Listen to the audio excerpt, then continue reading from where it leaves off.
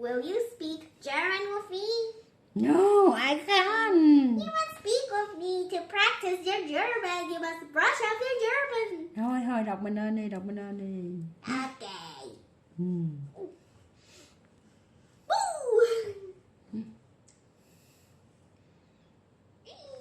Oh, this part I remember. 9. Jesus. Guten Tag, wie heißt du? Max. Und du? Ich heiße Monika. Introducing friends. Das ist mein Freund.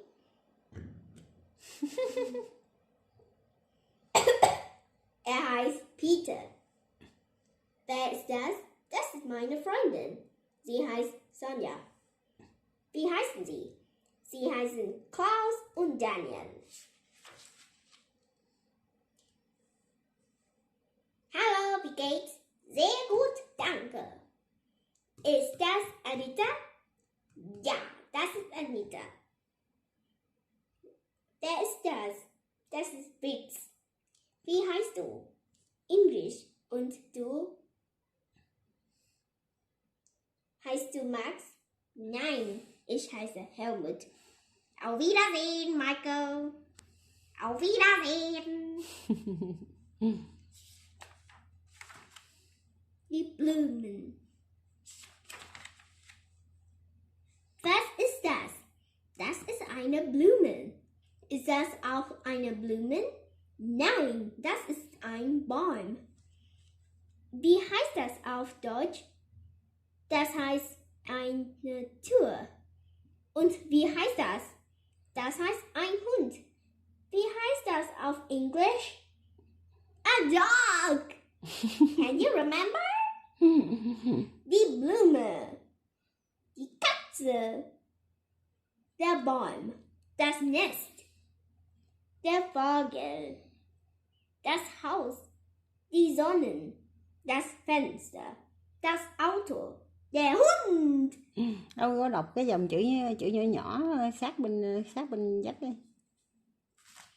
Was ist das? Das ist 3 points. Das heißt auf Deutsch, auf English. Có phải đọc cái đó trước á, đừng cho mình nhớ, đừng mình làm cái câu khác.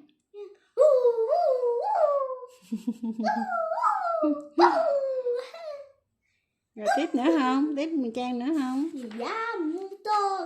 And you must speak English and Dutch with me. Thôi nói tiếng Việt đi. Nein, bitte.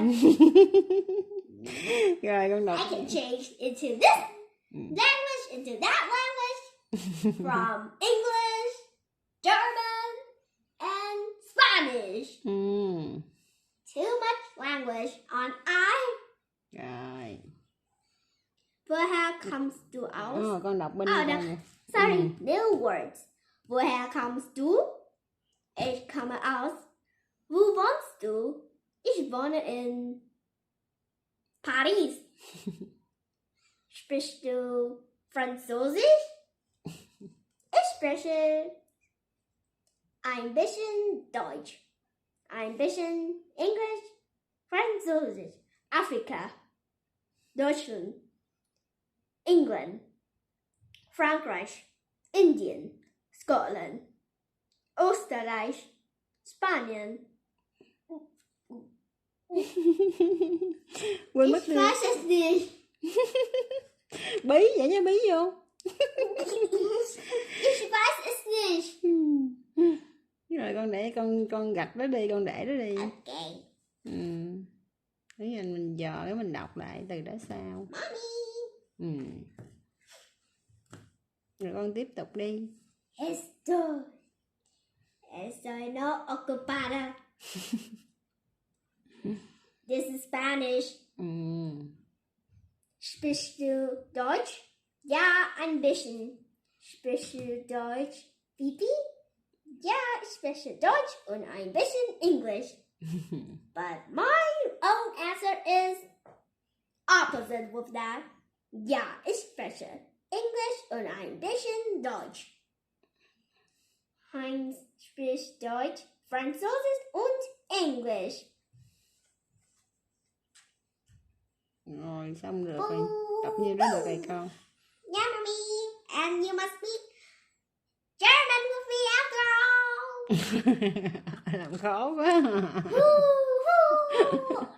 Rồi, bye I'll bye turn you con. into Bye bye đi. goodbye, everyone. Ủa, nó đang nói tiếng Đức mà. Auf Wiedersehen. Adios. Trời ơi, rồi nó tới tiếng gì nữa này? Đi kìa. Ồ, vậy tiếng Nhật là cái gì?